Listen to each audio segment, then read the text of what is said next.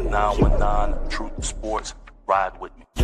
Hey, how y'all doing? This is Hunt 919, Truth to Sports, coming to you with another segment. This is a segment that I'm doing. I'm interviewing a guy that does one of my favorite YouTube channels titled The Women's Basketball Alliance. It started in 2022. He has over 14 million views. He's right at 23,000 subscribers, which is great. That's huge to me. So I want to go ahead and get right into it. Can you please introduce yourself to my audience, and then we'll get into the questions? Will Hunt, it's good to be with you. My name is Bryant Johnson. I've worked in athletic departments in my past life, but this post Alston versus NCAA world has opened up a lot of opportunities to power the next generation of highlights and digital portfolios for athletes. So the channel has been an extension of the NIL ruling, as it's known. Yep. But it was really the Alston versus NCAA case that was settled. It didn't mention NIL, but opened the door for unlimited education benefits to be a tagline with athletes. And I believe this is what unlimited education benefits look like. That you've got your legacy protected, archived, and always bookmarked. It's always accessible. Here's what you did when you did it. And none of that should ever be erased, but it should always be accessible.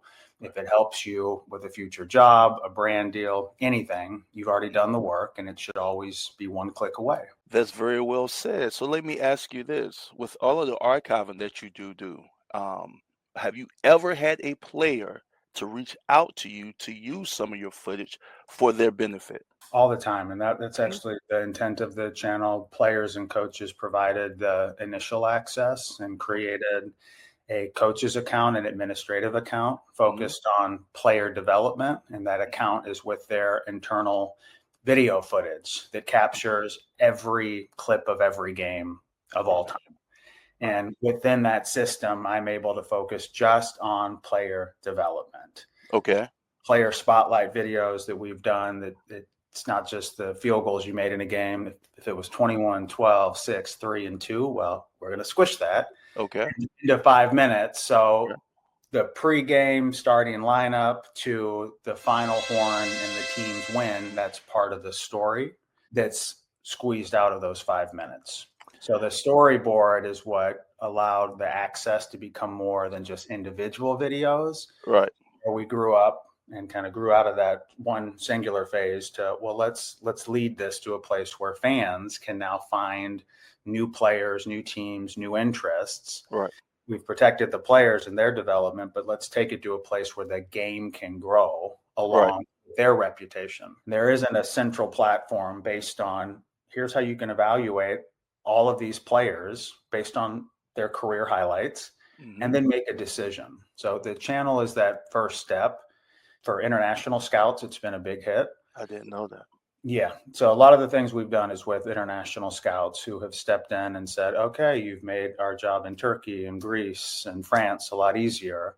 And since the NIL ruling, there's been a rush of international players recognizing that a year or two in the States, or like Georgia Amor, forever, stay as long as you can. Right. And you will be blessed beyond your wildest imagination. So there's some amazing things in the pipeline where international players are able to get 6 figures.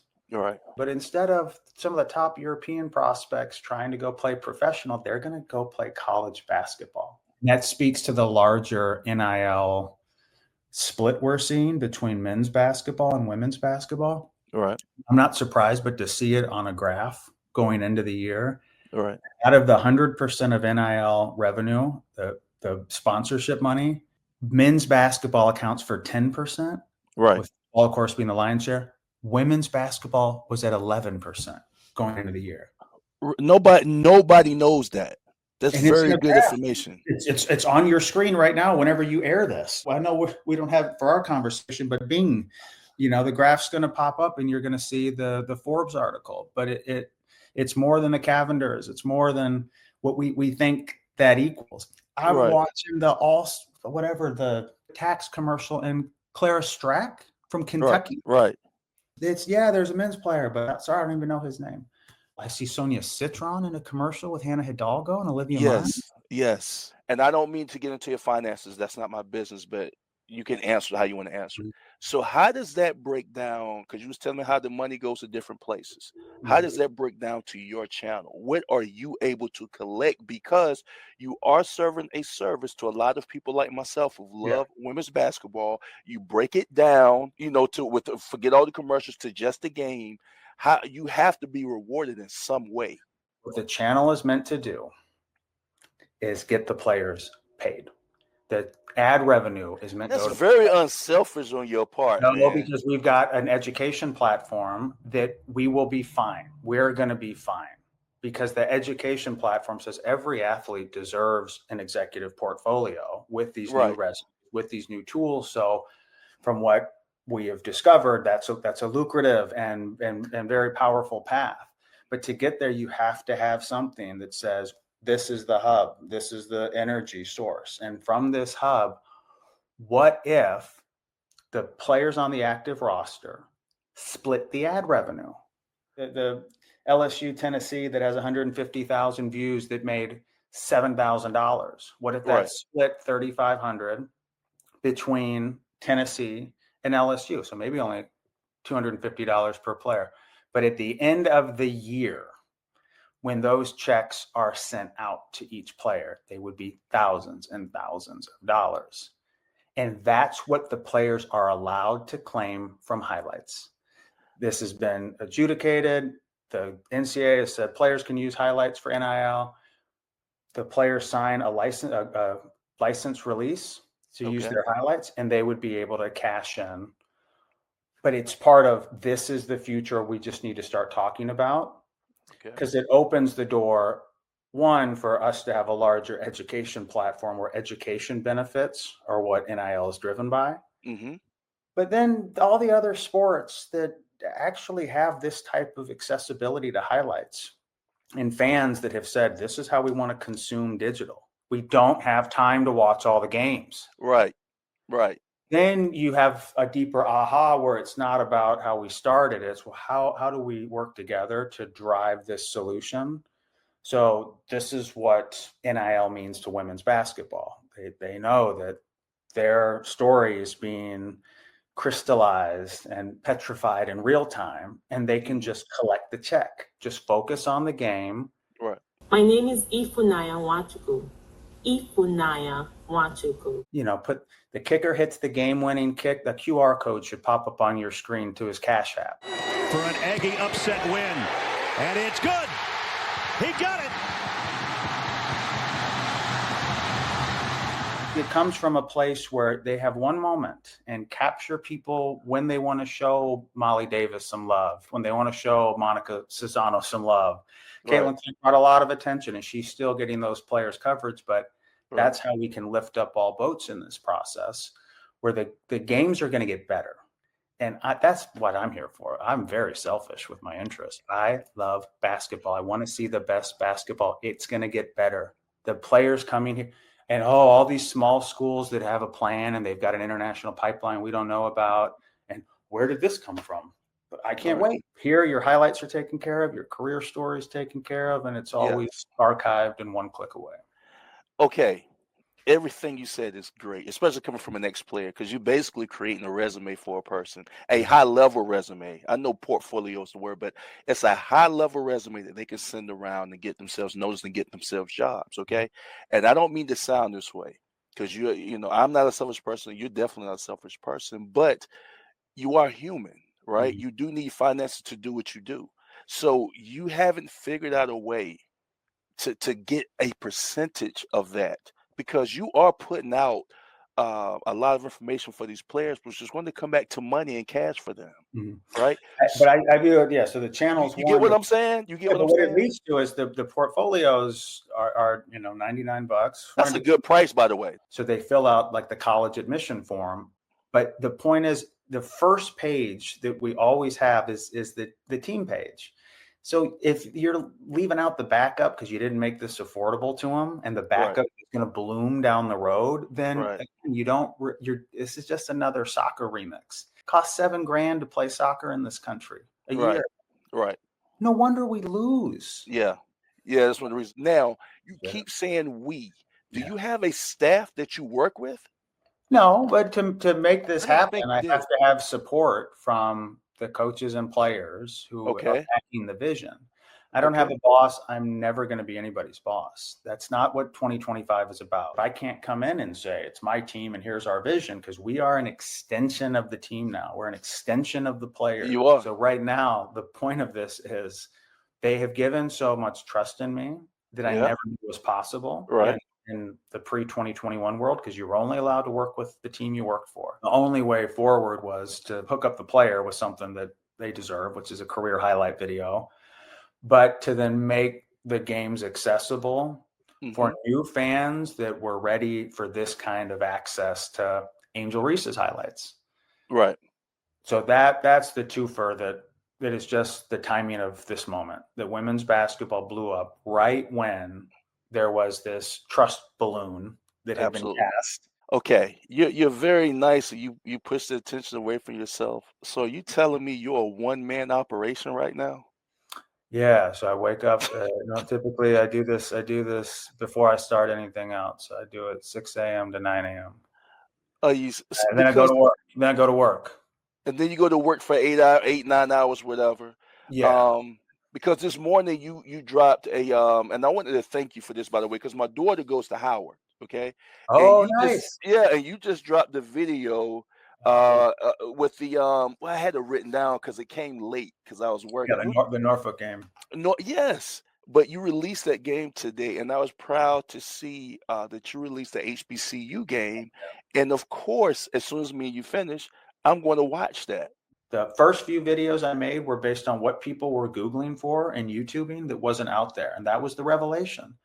On my personal account, on my Bryant Johnson, there's a Paige Beckers video from 2021 with 10,000 views. That was the first experiment of she had a really nice game and I couldn't find the video anywhere. And I thought, well, let me just see my channel. That's how many people. So that almost troubled me that people can't get the Paige Beckers highlights they want. And then I realized nobody was doing Caitlin Clark full game highlights. So it was more about proving a point that, well, the fans seem to know what they want. What if we just give it to them?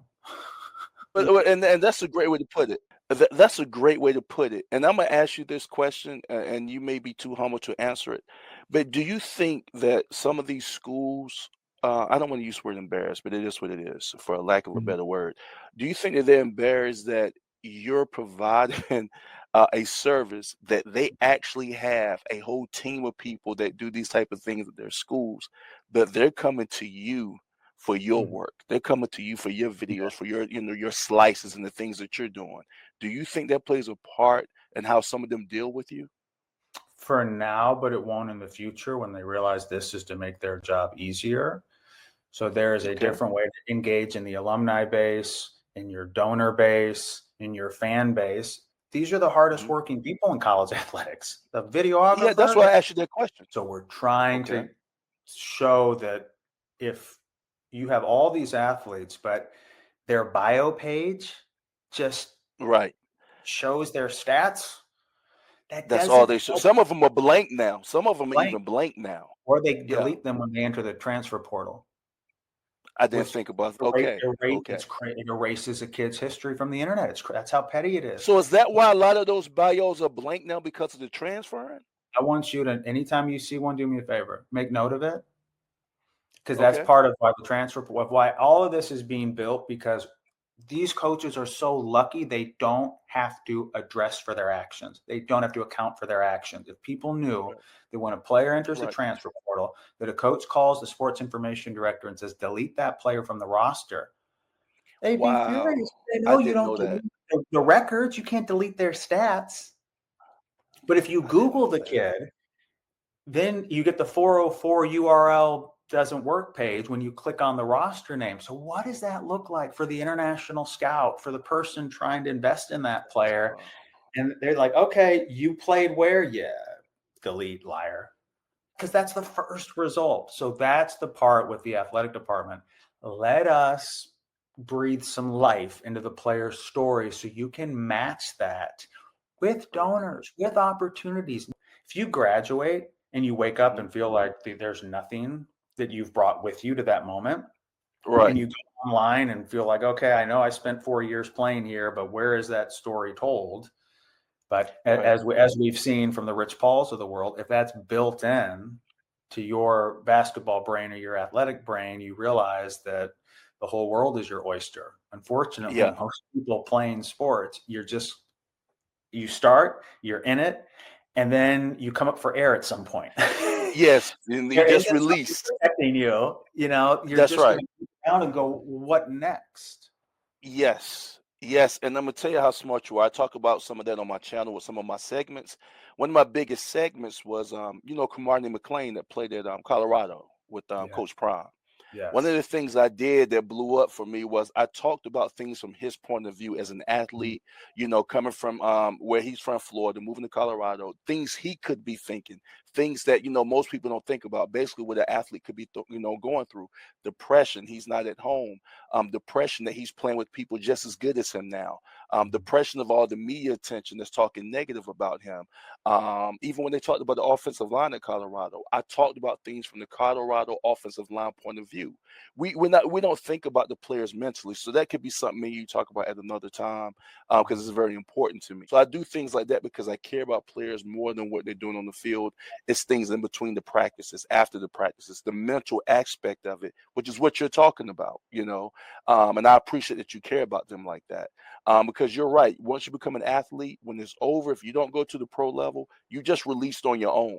You really are. I personally think it should be a class that they take, for all the guys who probably won't go pro. You need to take this class to prepare yourself for going into the real world without all this protection. But you know that without technology as the solution, we got to depend on each school to do the right thing, and that's where I'm at. Right. I'm just not seeing it. I'm not seeing that athletes graduate with all these possibilities and they feel like there's one-click accessibility to their storyboard. It doesn't matter how many opportunities to see the truth are presented to you until it hits you in that one true moment. You don't know. And that one true moment, I want the athletes to be able to push the panic button. And then this drop down appears as the reminder. You've already done all the work. And here's what it looks like chronologically. I get to breathe again. Right. If not, you're starting over after you've put in the work. And when I see guys like Jason McCarthy, the former Michigan quarterback, he's meditating before the Alabama win. I see the integration of wellness in a world that has been hostile to wellness for a long time. And that's the athlete's path. These basketball players, how many of them have a breathing ritual before free throws? She is calming herself in a way that is very important for athletes with all these new distractions and opportunities. So if we can celebrate what is wellness in the NIL era of NCAA sports, then that's the pairing that you're seeing, because the wellness component is, I like to hear what athletes are doing, mind, body, and spirit. They know every ingredient that goes in their body. We need to know that too. Right. But when it's presented by somebody you respect and they're not lecturing you that, hey, this is how you get ripped, this is how you can get fit, you just see that it's the way. Right. Well said. Very well said. I want to talk next time we talk. Again, I want to go through how you came to be what you are. Okay, I'm gonna go through that step by step because I want my audience to know exactly who you are and where you started. I want to talk about the suicide or the mental aspect of the game again. So we're gonna talk again offline, and I'm going to set up some more stuff with you. And I appreciate your time. I appreciate the information you're giving me. And hopefully you keep growing, because it's a great channel. You really do have a very good channel, and I love what you're doing. And keep it up. I know it's hard for you, but people like me really do appreciate what you're doing. You know what I'm saying? And this what it is. We'll close this out, and then we'll set up another time. But I appreciate your time that you gave me today. I really do. Thank you, Will. I enjoyed it. Always fun to talk basketball with you. Yes, sir. We'll talk soon.